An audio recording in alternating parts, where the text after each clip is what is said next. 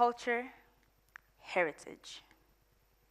I like to think of them as two threads in the same cloth of human life. Although they're often used in the same context, they're two different things. Culture is all about how we live today. It includes the languages we speak, the foods we eat, the music we listen to, and what we believe in. Culture can change as people come up with new ideas or as different groups of people meet and share their ways of life.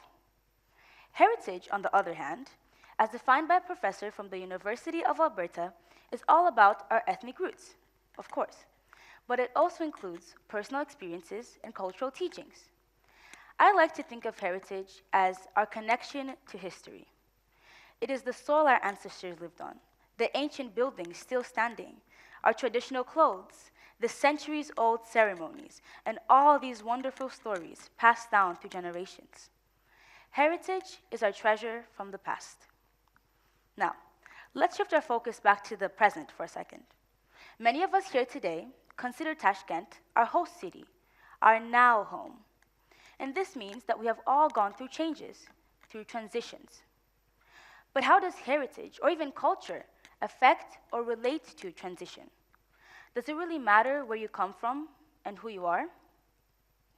I'm Mozambican, and I had only ever been exposed to Africa. I grew up in Maputo, in Mozambique, and then when I was 10, I moved to Lilongwe in Malawi. Coming to Tashkent was my very first time ever out of Africa. I'd never truly been exposed to any cultures other than the Southeast African one. But then I moved to Uzbekistan, and I had no idea what life would be like outside of my home, Africa. My arrival in Uzbekistan was met with curious eyes and whispers, because my ebony skin marked me as different in a place where majority share a different skin color.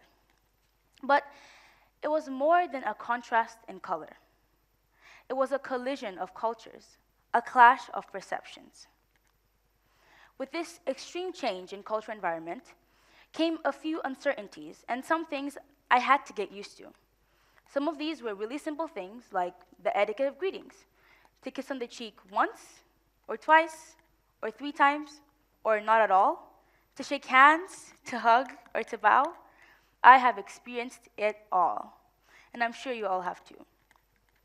However, some of these things can be a bit more complicated, like adapting to language, or driving systems, or stereotypes, prejudice, and bias.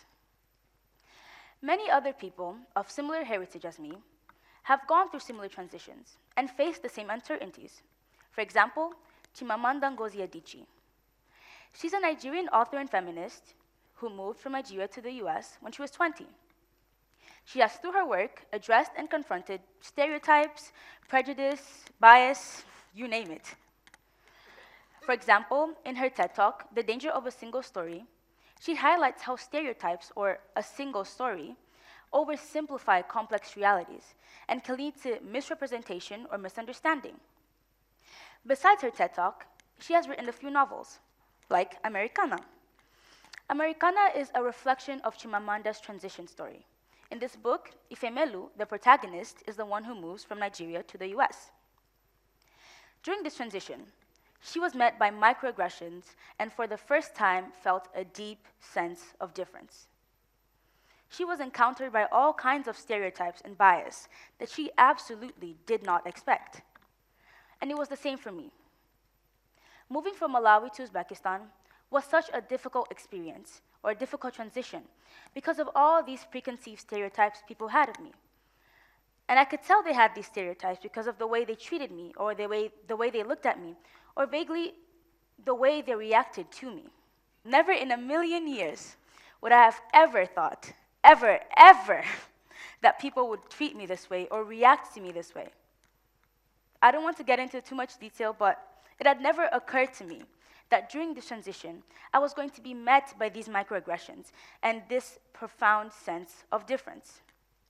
But I always had something to keep me grounded, something that allowed me to keep walking with pride, no matter what kind of insults or stares I would get. The reason I brought up Ifemelu and Chimamanda is not only because we share similar heritage or because we have gone through similar transitions. Yes, both of our transitions were very tough, firstly because we had no idea what to expect, and we questioned what our lives would be like on the other side.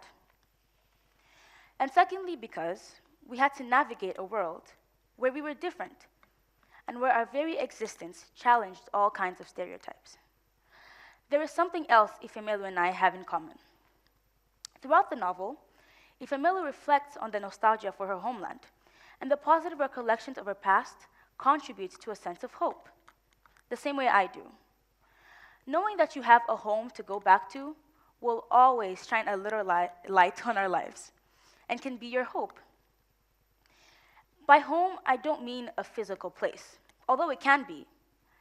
I don't want to sound corny or anything, but home is where the heart is. But no, seriously. Knowing that you have friends or family or a community of people that are like you will always bring you hope. But there's more. Something else Ifemelu and I share is the pride in our heritage. Just like me, she took great pride in her heritage and in her cultural identity. Embracing our roots allowed us to maintain a strong sense of self, despite the challenges we faced in the countries we moved to. This pride in my heritage most definitely contributes to my overall resilience. And I absolutely would be a different person if my heritage was not as big a part of me as it is now. No matter who you are or where you are in the world, you have a heritage. Every single person in this room has a heritage. During tough or easy transitions, heritage can be your beacon of hope. If you can embrace your heritage, your origin, you can find hope. Firstly, because you know that no matter where you are in the world, you always have a home to go back to. Secondly, and most importantly, is because with heritage comes community.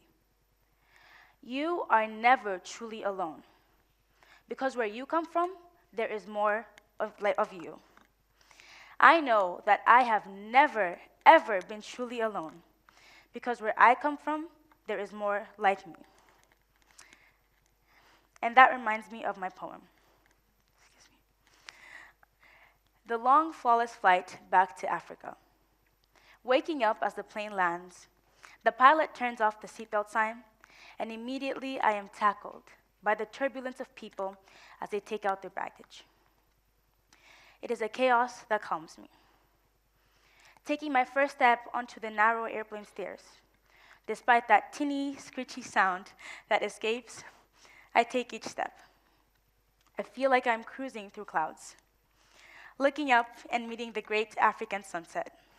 It is like a vivid volcano exploding with velvet hues. A pastel pink, plum purple, and this beautiful golden yellow. This serene sunset hypnotizes me like a dream.